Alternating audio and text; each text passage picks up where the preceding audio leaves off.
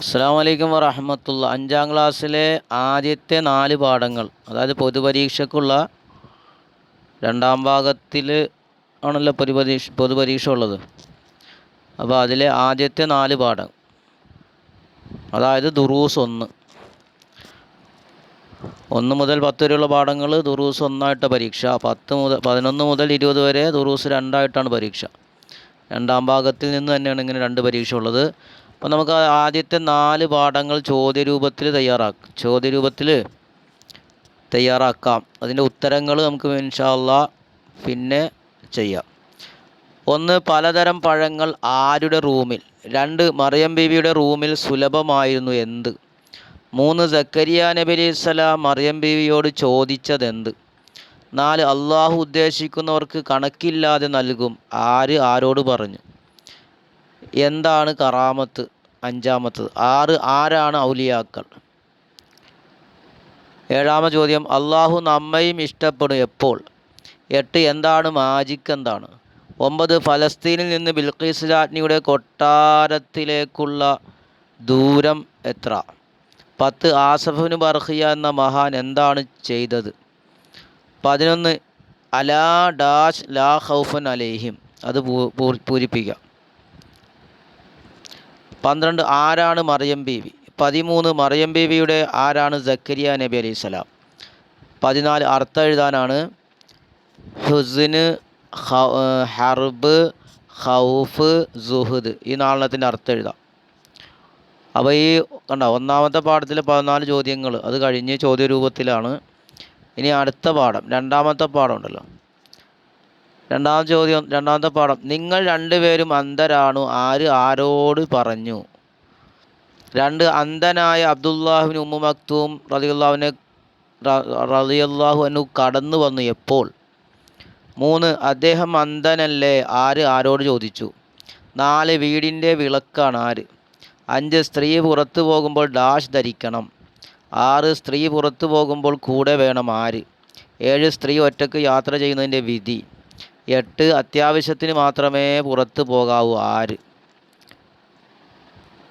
ഇസ്തഖിർന ഫൈന്നഹു ലൈസ ലകുന്ന ഡാഷ് ത്വരീഖ, അത് പൂരിപ്പിക്കാൻ. 10. നിങ്ങൾ അരികിലൂടെ നടക്കുക, ഇതിൻ്റെ അറബി എഴുതാം. 11. സ്ത്രീകളുടെ എന്തിനാണ് ഇസ്ലാം പ്രാധാന്യം നൽകിയത്? 12. ജുമയും മസ്ജിദിൽ വെച്ചുള്ള ജമാഅത്തും ഇല്ല, ആർക്ക്? 13. പുരുഷനും സ്ത്രീക്കും കൂടുതൽ പ്രതിഫലം ലഭിക്കാൻ എവിടെ വെച്ച് നിസ്കരിക്കണം? അപ്പോൾ സ്ത്രീ എവിടെ വെച്ച് നിസ്കരിക്കണം, പുരുഷൻ എവിടെ വെച്ച് നിസ്കരിക്കണം?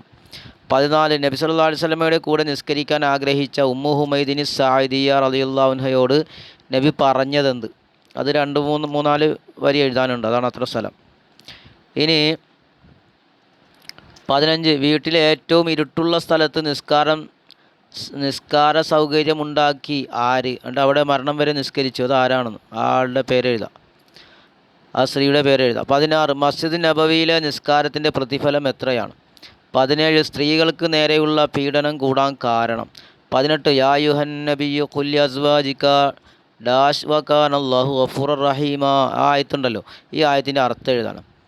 ഇനി പൂരിപ്പിക്കാനാണ് കേട്ടോ. ഇന്നൽ മർഅത ഡാഷ് അശ്ശൈത്വാൻ. 2. വഖറബു മാ തകൂനു ഡാഷ് ഫി ബൈത്തിഹ, കണ്ട, അതും പൂരിപ്പിക്കാം. 13. അൽ മർഅതു റായത്തുൻ ഡാഷ് സൗജിഹ.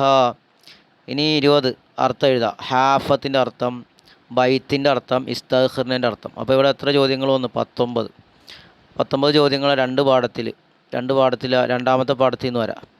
ഇനി മൂന്നാമത്തെ പാഠം, കൂഫയിൽ എന്താണ് കളവ് പോയത്? 2. ആട് ശരാശരി എത്ര കാലം ജീവിക്കും? 3. 7 കൊല്ലം അബൂ ഹനീഫ റളിയല്ലാഹു അൻഹു ആട്ടിറച്ചി തിന്നാതിരിക്കാൻ കാരണം? 4. ഹനഫി മദ്ഹബിൻ്റെ ഇമാം ആരാണ്? 5. ഇസ്ലാമിൻ്റെ അടിസ്ഥാന പ്രമാണം.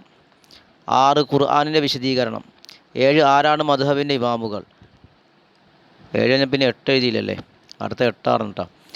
ഇമാമുകൾ ഗവേഷണം നടത്തി വിധി പറഞ്ഞു ഏത് വിഷയത്തിലാണ്? അപ്പോൾ അത് നമുക്ക് 9 തന്നെ ആകാം, അപ്പോൾ 8 പോയി, ഇനിയിപ്പോൾ അത് തിരുത്താൻ പറയും. 10. ഏറ്റവും അനുയായികളുടെ മദ്ഹബ്.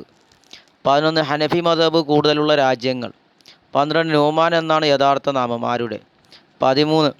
ഇമാം അബൂ ഹനീഫ ജനിച്ച ഹിജ്റ വർഷം. 14. അബൂ ഹനീഫ റളിയല്ലാഹു അൻഹുവിൻ്റെ പിതാവ്.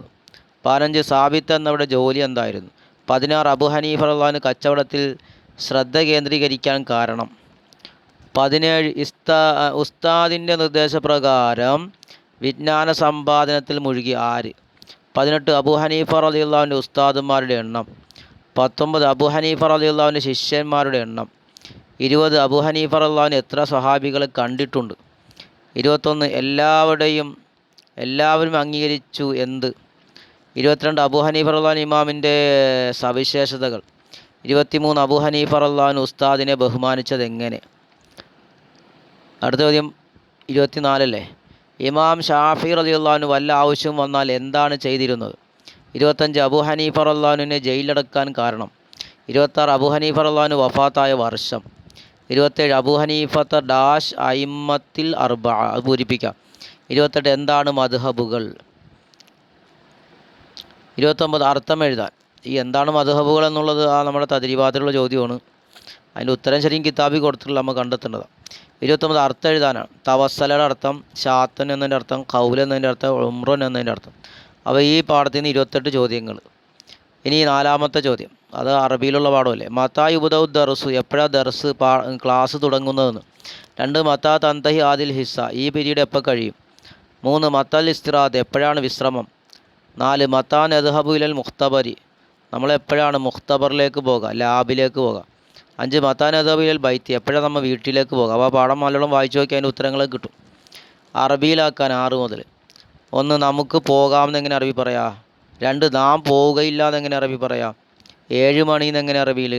7:30 എന്നെങ്ങനെ അറബി പറയാം.